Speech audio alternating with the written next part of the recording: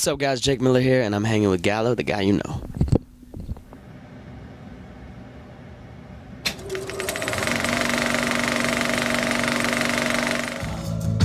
What? Whoa. One more time. Yeah. Till we be rocking and rolling, there ain't no stopping or slowing. We be coming and going and leaving town with no warning. Whoa. Yeah. Whoa. Everybody. What's up? It's Nick Gallo, Gallo, the guy you know. I'm here with the man of the hour, Jake Miller. Bro, how are you? How are you? Good, man. How about you? Welcome to the bus. Yeah, right. But I know you're on the hit and run tour. Yeah. You're, like you said, almost a little, like halfway almost. Yeah, as of last night, I think last night marked the halfway point, but it seems like we've been on tour for like 3 months. But how's it all been, like, It's this been time crazy. around? It's been crazy. I mean, just tour life in general is always crazy. When you're not on tour, like all we want to do is be on tour. Yeah. And then when we get on tour, it's like there's like the first like month is really easy, and then it starts to kind of wear on your health a little bit, which is the hardest part. But I mean, seeing the fans and playing new music every night, that is better than any negative of touring. But it gets pretty crazy, bro. There's no showers sometimes, no laundry. It's hard to keep this bus clean with 11 guys on it, so it gets crazy. But the shows have been phenomenal, which is all I really care about. Yeah, and one thing, tonight you're doing the evening with Yeah. Jake Miller. So how did you, like, come up with that? Like, what was who really, like, got you to do that, or did you want to do it personally? No, on my last tour last year, I got sick and I was too sick to, jump around. And my shows, my real shows are always full of energy, big production, lights, a lot of jumping around, a lot of throwing water in the crowd. It's me for an hour and a half, just cardio. Yeah. Crazy. And so I was in Jacksonville and I was really sick, and like I still had a little bit of voice, but like I just had no energy to, jump or even walk really. Yeah. And so I'm like, all right, cool. I've never canceled a show. But and I don't want to start canceling. So tonight in Jacksonville, I'm just gonna do an acoustic show, just me and my guitar player. And I had everybody in the crowd like sit down, and I thought they weren't gonna be happy because like they wanted to see like the big, rah rah show. But it turned out to be like even cooler than a regular show, and like the fans loved how intimate it was, and like I was just letting them call out songs for me to do, and it was kind of a lot of improvising, and I was just sitting there on a stool with a guitar, and that night we're like, yo, we need to do more of these. So we created this idea of evening with Jake Miller. This time I told everybody to dress up, so like they're in like suits and slacks and dresses and stuff, and I'm gonna do the same. And it's just gonna be like a really cool, classy acoustic show for like, only like 100 people. I only made it 100 tickets because I wanted it to be like exclusive and special. Yeah. Yeah, I know March 9th, big day for you. It's Silver Lining Drop. So how was this time doing this project different from your previous ones? Like, what are things that you put into this project that you didn't do before? I've just gotten better and better at producing my own music. Every project I get better. Now that I'm independent, I'm doing whatever I want to do. I'm making it all from my apartment in my room with my friend Gary. But we produced all the beats, we wrote every lyric, we mixed it, mastered it. I learned how to do everything in my apartment, upload it to iTunes, Spotify, right from my apartment, 5 feet from my bed. So it's just like really gratifying to see not only the album shoot up the charts on the first day, but just to see like these kids and these people just singing these lyrics so loud, like 3 months after we wrote these songs. So these are songs that are really special to me. I think this is by far my favorite album I've ever made. Not just because of the music and the beats, but also like the visuals and the album artwork. I just think as a package, it's really, really cool. Yeah, I was gonna say, like, your cover, sick as hell. I Like, personally think it's like my favorite album cover I've ever seen. And like I didn't make it, so I can say that without feeling like cocky. Like it's my favorite album cover I've ever seen. yeah, and also like your videos, all your visuals. Yeah. I mean, sick. I know you Thank you. directed Drinking About You. You did Be All Right.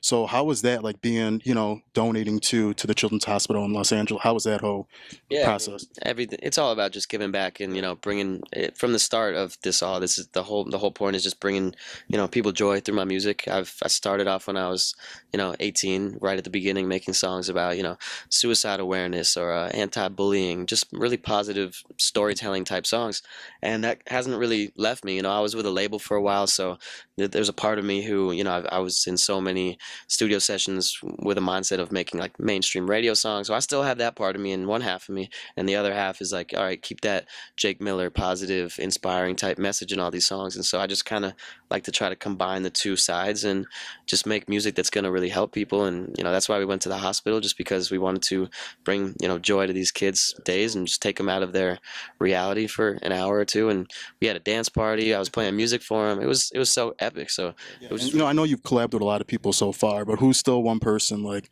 by the time you retired has to maybe not a feature actually on your song, but just something like either produce with, work with, write with?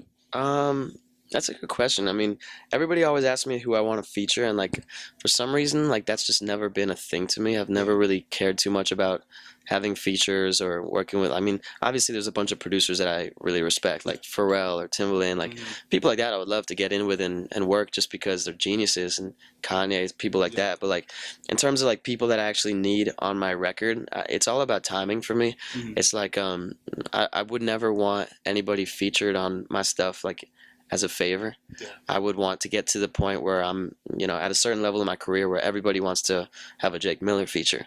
And so it's just like hey yo, Selena Gomez, what's up? Hey, you want to come to the studio? Like I don't want to reach out to people when they don't know who I am or have to pay them for a feature. Like it's all about timing and just earning it. Yeah, definitely. Yeah, one thing I could say about you, you're like a family guy, always a fam. I know your sister just graduated, all that. Like, how important is it to have family by you, making sure you stay connected? Because I know a lot of people are on tour, you don't see their family for sometimes 6 months, a year. So how important is it to you? No, that's everything to me. Everybody's always like, don't get caught up in this lifestyle. Don't, turn to drugs, and all these musicians, entertainers are, killing themselves, committing suicide because they're going depressed and all this crazy stuff. And I'm so aware of that. And I just know that that could never happen to me just because of the way that I was raised.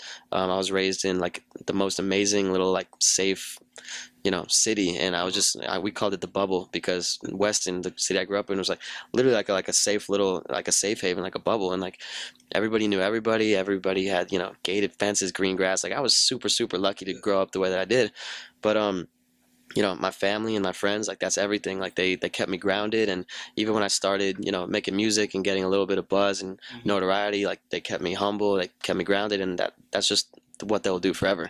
Especially my parents, especially my dad. Like he would never let me get like that, or he would beat my ass. Yeah. That's dope. Yeah, and your fans. Like I was seeing on your Insta story, I think last night or the night before, it was someone like tattoo. I mean, people get tattoos, all your lyrics and everything. Like, how important is that? Like, it's crazy. It's No, I literally see people with my lyrics tattooed every day, multiple times every day, at every show. It's become like a thing now because I've written so many songs with like those powerful messages and like cool, meaningful lyrics that it's become like a thing that people come to the meet and greets and say, "Can you write out this lyric of yours?" I'll write it out in a Sharpie in my handwriting, and they'll go and get it tattooed in my handwriting, and then they'll come back, next tour a few months later and be like, "Look, I got it tattooed." Some people literally just have Jake Miller tattooed on them. Some people have a whole paragraph of lyrics. It's crazy. It's like my favorite thing to see. It's dope, though. Super dope. And like I have a John Mayer quote. It's "Stop This Train." It's my favorite song. It's always been my favorite song. It's just about like not letting life pass you by too quickly and not wanting your family to grow up too fast and just being in the moment. And so like it was so important to me when I got this, and this song means so much to me. So I can only imagine like how these people think of my lyrics and my songs to get them tattooed. Like it's just really cool. Yeah, dope. In touring, I know you've been all over the U.S., you've been to Europe, other places. What is one place that still you want to hit up that you have a lot of fans that you haven't yet? Asia. I've never been to Asia, just music or just personally vacation. I've just really always want to go over there. Maybe this year, who knows? Yeah, and then what do you want to do the rest, like the last of 2018? Because it's almost halfway through 2018 now. So what else do you want to accomplish, like after tour? Because you do everything. I mean, you sing, write, you produce, you direct, you model, you rap. I mean, you do everything. What's something you haven't done yet on your bucket list that you're like, would like to attack? It's not so much in terms of like what have I not done. Well, there's one thing I haven't done yet. I want to learn saxophone. Okay. Just because I know how to play drums, piano, guitar. I don't know how to play saxophone, and I love saxophone. I'm sure I think people would go crazy. Yeah. So that'd be cool. But in terms of like what I actually want to like accomplish that I haven't done yet, it's not really like that. It's more just writing great music. Maybe going back to LA and working with people I haven't worked with. The last 2 years have really been about me kind of locking myself in my room and not allowing anyone to work with me, just because I wanted to learn myself. I wanted to learn how to do all these things and prove to myself that I could do it. But now that I know how to produce and I know how to write and all this technical stuff, I would like to get back in like real studios with like real producers and writers, and maybe put a single out every month or so, because I've put out so many albums in the last 2 years. So I really want to find like that hit song that just takes my whole life to another level. That's what I hope to do in the next year. Yeah. And then I want to get some advice from you. So I know you've been living in LA. Yeah. So I plan on moving on there next year. Like, nice. What are some tips, or like how did you get used to it right away? Definitely, it took a while to get used to. I mean, it's really important to find like, your group of friends because if you're just going out all the time and meeting all these LA people, it could mess you up for sure. But I lived in Hollywood for 3 years. That was crazy because you're right in the middle of everything. Now I live in Sherman Oaks, which is like a suburban city, 30 minutes outside of Hollywood, which is I think that's the move.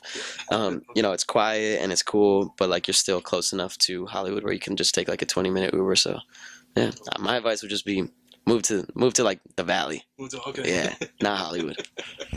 Well, yeah, bro. I want to wish you all the best of luck on this tour, the future, because like it's awesome that you are now independent. Yeah. Just you could do everything you want to do. You don't have to say, you don't have to get any permissions from anybody. Yeah. I wish you all the best of luck. Thank And you so yeah, much. Nick Gallo, the guy you know, here with Jake Miller. Thank you for coming.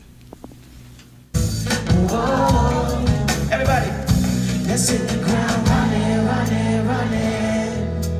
Pack your bags, baby, let's go. We're stopping nothing, nothing.